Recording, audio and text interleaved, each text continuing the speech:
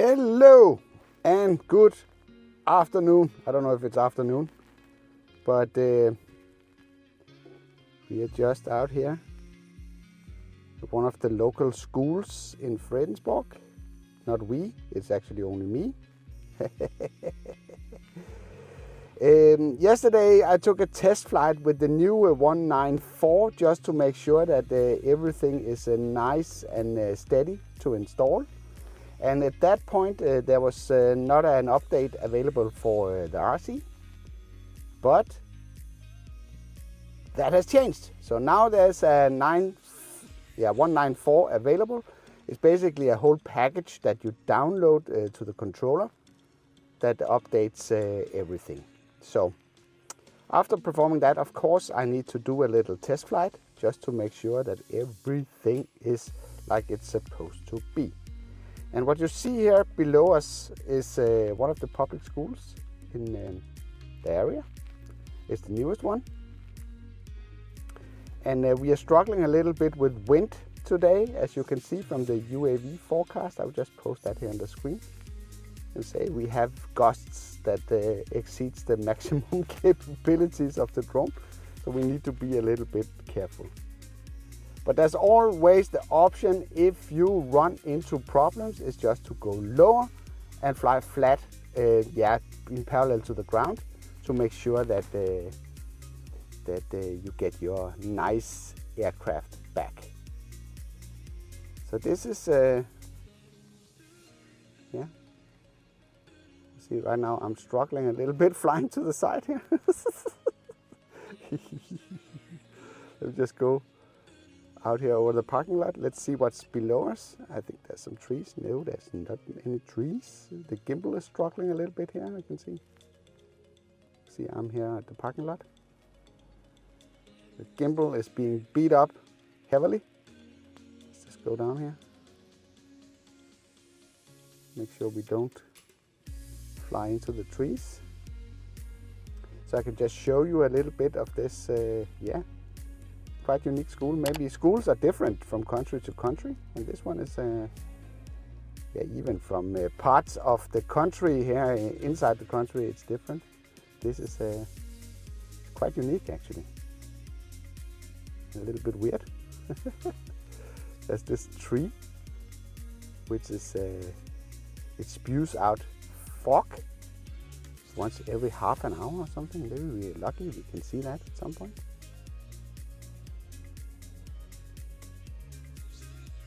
We can maybe do a test here. Let's just go up here and we can do, let's just focus on this area and do a little bit of spotlighting here. So, see if it tracks it. At least it tracks a point where it is. But this is a very, very nice feature, especially if you want to film something of your interest. You simply just fly, lock onto the subject, and the drone will take care of all the stuff while you're flying. So the point of interest, or the one that you put in the spotlight, will stay in the center of the screen. Very, very nice. Very, very nice. So look at these details here for the school here. Let's just stop it here for a second. The video and pull it out of tracking mode here. So a little bit closer here. So you see there are these bridges that connects the different buildings. It's really nice. Oh, let's start the video here.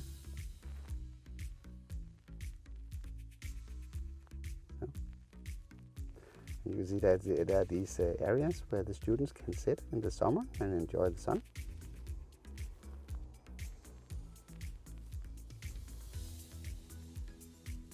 Let me know if you like these kind of videos where I just fly around, I pick a new location every time and show you stuff. It's actually quite nice to test out the capabilities of the drone. It can be a little bit boring if you do the same stuff all over again every time that we are out here. And hopefully I will not crash into anything. while I'm flying here. There's a little lake over here. See, this is it's a nice environment for the kids. It definitely is. You see, there's like yeah, what can you call it? It's an artificial basketball, football, dash court here, where you can mess around. So now I'm getting a little bit into problems here. No. So I lost the signal there for a short second, and the trick there is simply to gain altitude, so you get it up, so you can basically see what's going on.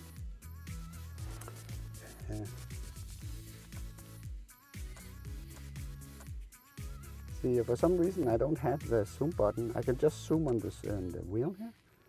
But this was what I'm gonna show you. This is like a, yeah, I think that is asphalt down there, so you can play football, you can play basket, you can do all sorts of stuff. So that's a very nice thing for the kids to sort of spend their time on when they have these breaks between the classes. This one is also like a small football field. I think that's artificial grass that's in there. There's like, I don't know, gravel thing over here. Maybe that's a parking lot. I think it's a parking lot. Just fly a little bit. This is another really cool thing. In Denmark, we are a real bike nation, so it's kind of important that there are ways of us to get around without interfering with the traffic too much. And you can see this path that goes there from the parking lot. Maybe we can just follow it, just for the fun of it. So there's like a closed path system all over the town here. So you could basically, the kids can, they can go to school. See, oh, I don't want to zoom in. They can basically bike to school without, driving in the traffic. So from a very young age, they will actually, go by themselves to the school without any, without the parents going with them. I think that at least in some countries this is not that common, but it's pretty common here. So you see, this is a gravel path. This one just goes around the school. So, and this is not so much for transportation, I would assume. This is more for like. So now we are having problems again. Let's just go up. The signal is not so strong. And here we have, I don't know what that is, but that's, I guess, a place where the kids can hang out. So,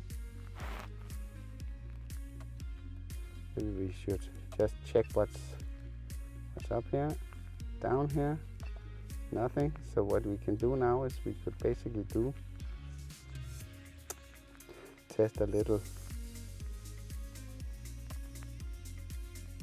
We cannot test much because of the wind. The gimbal is really struggling here.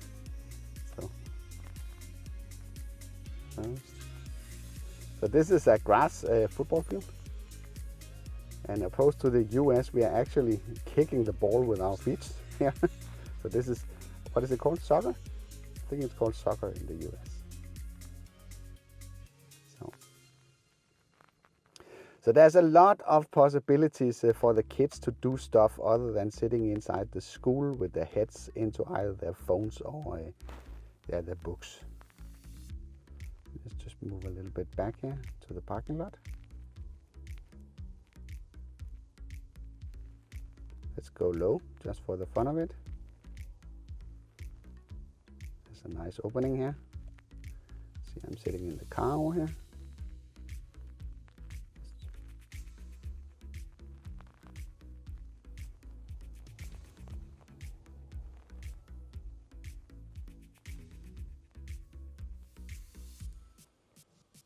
So this is the entrance to the school.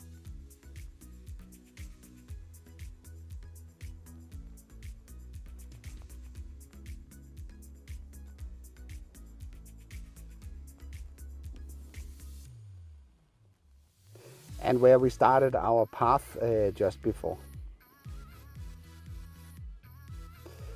It seems everything is working like it's supposed to, also on the smart controller. I think that's a more relevant test for the most of you, because the ones of you that have the Mini 3, I think the majority of you have the DJI RC and not the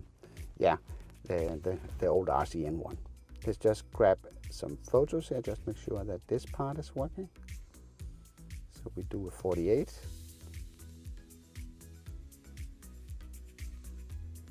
So we're getting that one, and then we are getting an AB, which we like.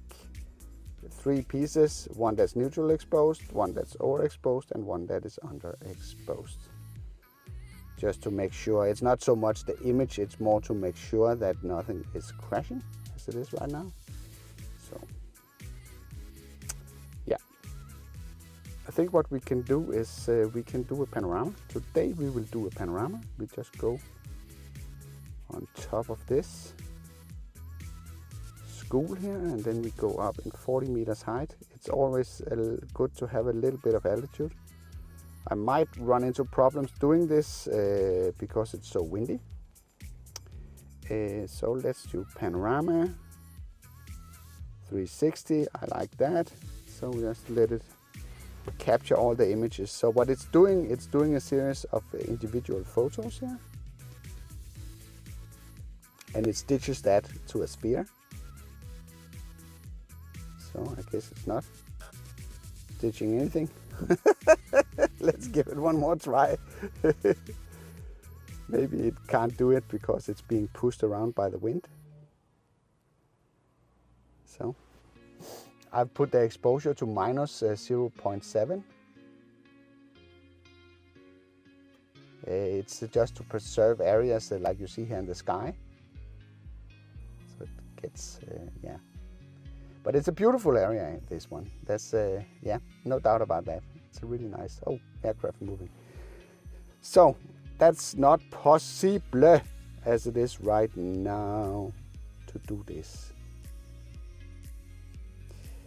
We're almost done with the battery here. It's still, the flight time is horrible on the Mini 3. I'm sorry to say so. It is really horrible. I don't know where they're getting these numbers from, that they stayed in the spec sheet, but it must be, I don't know, under very ideal conditions. I'm not getting anything near that with this one. And I have approximately 6 batteries, and it's almost the same regardless which one I use. What kind of flight time are you actually getting? Let's just get this one a little bit underexposed here. 0.7. So what kind of flight time are you actually getting with your Mini 3?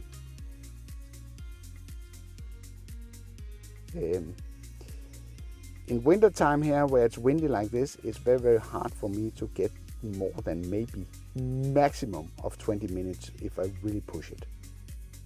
Realistically, it's more like 18. And it's not me that is doing something extraordinary crazy. I'm just flying around like you see here.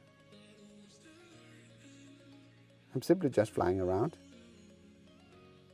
kicking some tires, testing out some of the functions.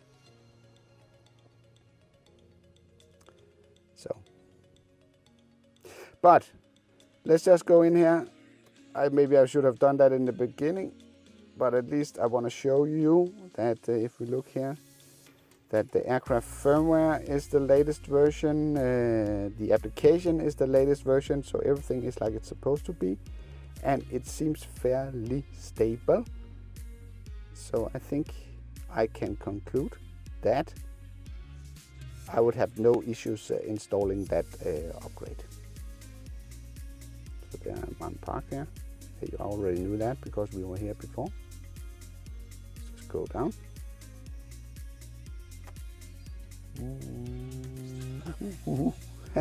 That makes the job of landing on the roof a little bit. Ah, come on. At least I can see it when it's over here. It really struggling right now. That definitely has the potential to go completely wrong. Let's just get it down here, at least to the roof level. See, this is not responsible. No, this is not responsible. I'll just land it here next to the car. In this case, don't take any chances. It's stupid to wreck your drone because you just want to play it cool and then land it on your roof.